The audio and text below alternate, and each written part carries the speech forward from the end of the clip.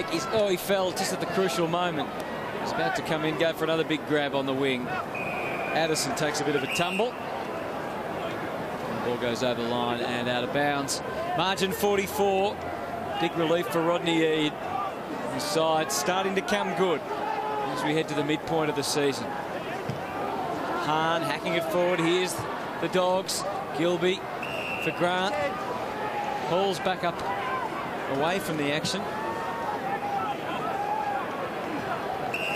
He's off the ground at the moment, so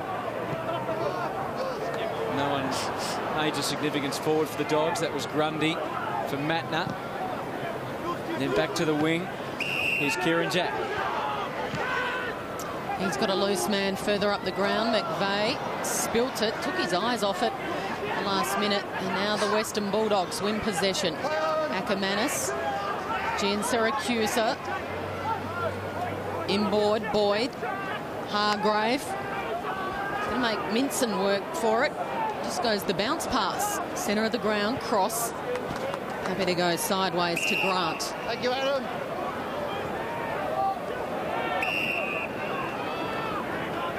Grant brings it back inboard to Gilby. And back to Lake.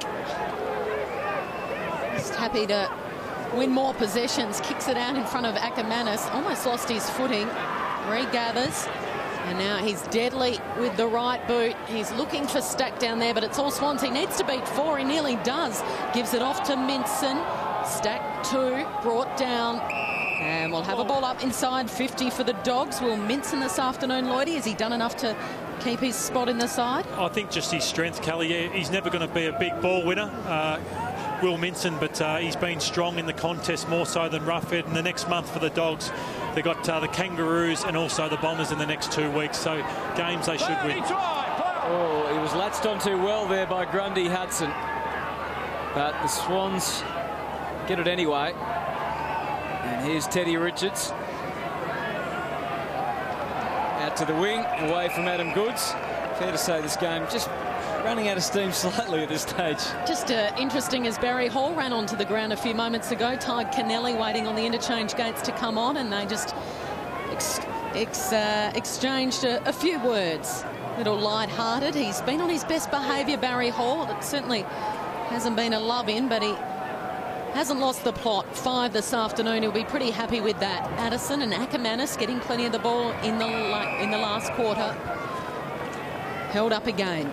The Doggies have got Brad Johnson to add to their side next week along with Griffin. But one player who I reckon is as important to them now as anybody is Matthew Boyd. He missed a couple of weeks with that broken hand, and the Dogs really struggled without him, and he's been back to his best and has had 29 disposals today also.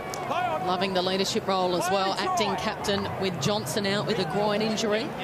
Expected to come back into this side next week. The Dogs have got their next 4 back at Docklands, so they'll be happy to return home. McVeigh, Shaw, has a bit of a dash through the centre of the ground and then kicks out looking for O'Keefe.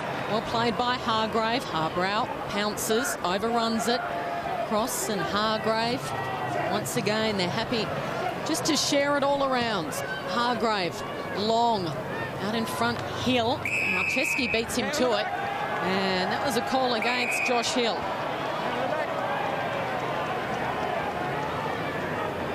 Good to see the crowd sticking around to the final siren. Shaw, a few late touches. Kennelly, McVeigh. Now Lewis Jetta, the youngster, made his debut in round 1, yet to kick his first goal in the AFL. And unselfishly gives it off to the co-captain. Probably a good decision in Kirk. He's kicked 7 behinds, Lewis Jetta.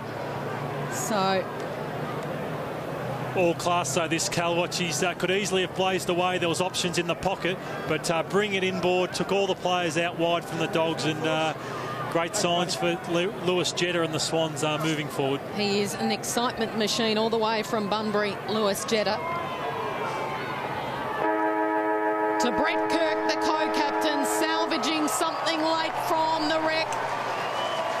And it is a late goal to the co-captain, but Certainly too little too late. The Western Bulldogs